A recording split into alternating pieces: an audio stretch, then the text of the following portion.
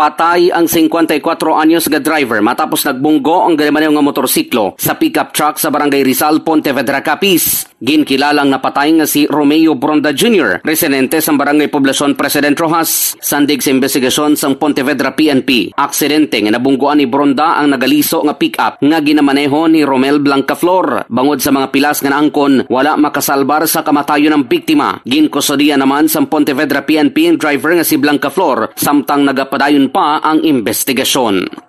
Balita nagikan sa probinsya sang Capiz. Ini si Kabanderang Roldan Bisana Villarreal, nagabandera sa matod nga serbisyo publiko kagalingawan sa Western Visayas. Radyo Bandera. This news is brought to you by...